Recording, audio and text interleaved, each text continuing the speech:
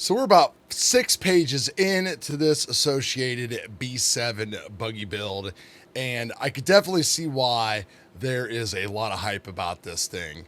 But the more and more I put this together, compared to my older B6 4, 6.3, and 6.2s, lot more hype I think should be around this car. It definitely is different. I'm Chad, this is the Dorky and 40 RC channel. Let's talk about the B7 build today. Welcome back to the channel. This is part one of not a real big build log, but we'll do a couple parts on building up the B7 buggy. This is kind of like where we're at right now. You can see we've already got in some of those awesome R1 parts there. We've got the kick-up plate going on, and you could just see, like, looking at this buggy, just how much this chassis has changed in just these parts and how much longer these arms are. You really don't realize it until you get it in front of you or you start looking at some other stuff. Other thing that's blowing my mind is how small this 2S 4400 LiPo is from R1. We just got this thing in today. This thing is going to plop and fit right in there just beautifully, as you can see. So I cannot wait to get this thing on the charger, this on the track, see how everything goes. We'll probably even try this in the F1 car. So subscribe if you want to take a look at all that. So building this thing so far has been a pretty big treat. Now we've got a lot of unused parts that we replaced with things like R1 parts and factory team parts and things like that. So we've got a few different piles going on here. But the great thing so far, as I can tell, is just going like bag to bag. You don't have to really search for things that used to be, say, in bag 8 or 9. For example, your links for building your steering arms here in your rack for your servos, or the links for the roll bar. They're all in bag number 2, just as it calls out in the steps. So that has been pretty cool. Haven't really noticed any issues with the instructions or anything like that yet. And, you know, the R1 parts are fitting great. You can see we've got the +2 bulkhead on there, and then we have the one-piece servo mount on there. I've just got loosely tied in because we'll mount the servo and all that stuff later. The big thing to talk about, though, kind of in this video is just before you even start building the buggy, at least I did, I started thinking about what setup was I going to run, like how close to kit setup was I going to run, what option parts was I going to do. You know, as you start to add different carbon or carbon everywhere, you know, you're going to start to affect the flex performances and stuff like that of the chassis. So you have to be really in tune with yourself, your car you're driving, to kind of figure all that stuff out.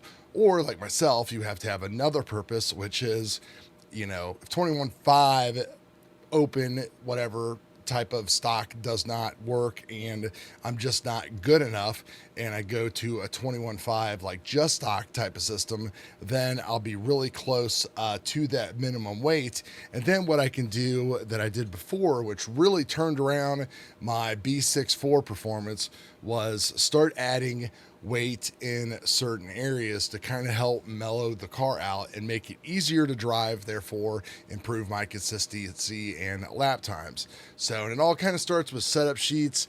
You know, you get the one here. What I have been doing and kind of what, like, I've heard some of the associated people talk about is, you know, it's kind of dirt season right now. Nobody's really running this thing on carpet. You know, they obviously tested a lot of everything on carpet and that kind of stuff, but they haven't really came down, at least that I can see.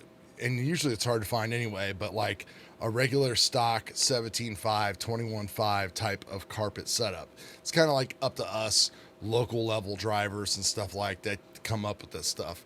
Luckily, I have a really great setup from the 6.4 that I was happy about, that ran on everything. So wherever I can, I am going to mimic those parts or settings, or, you know, for whatever. For example, in the front, you know, I'll be using things like the optional titanium wheel hex inserts that allow you to then actually put on wider hexes up front. Just things like that to kind of like mimic what we did with the 6.4 that I thought worked. spring packages, pistons, all that stuff was changed for the B7, but it might necessarily be what I need to run at the track. So we combine that along with some other mods that we've done kind of in the past. The steering rack, like here at the front, this top plate, dremeling that out underneath there. So that way the steering rack, doesn't bind up and everything underneath there. It's all nice and ready to go. Tuning with the different weight plates. As I said, you don't get a front weight plate to go underneath the servo anymore, but if you need to add front weight to the car, you can obviously do that. But I've got a 33 gram steel plate to go if I wanted to replace the 11 gram. I've got underneath the battery, we can do things like that. So, the world is our oyster. We will just keep building this thing up. Again, we've got all kinds of extra stuff to start throwing at it. Going to finish up pretty much bag 6, I think, for tonight, and then kind of call it quits.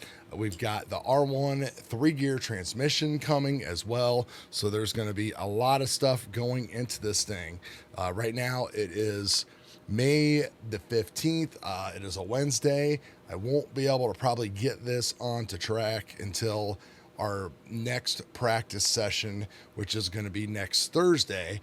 Interestingly enough, it will be at Norcar, where it'll pretty much be the first time we've ran off-road there, and we'll be running slick tires on carpet, so that should be pretty interesting. And then we'll have a race club level, I believe, that Saturday at the local smaller track, and then the next Sunday we'll be going back to race off-road at Norcar, and I'll just maybe skip on-road altogether that week and until then, and just focus on this, because this thing has got me super hyped and super stoked.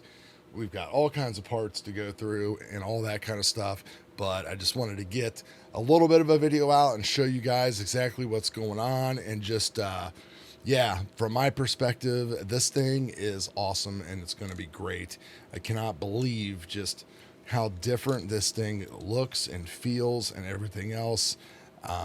If you're on the fence about picking one of these up, there's no reason not to do that. That is for sure. Get in line, get yourself one, and definitely these R1 aftermarket parts, as I did in my video before. Awesome quality and cheaper than the factory team stuff. So why wouldn't you buy that stuff? So that's going to do it, guys. We will talk to you all later. Peace.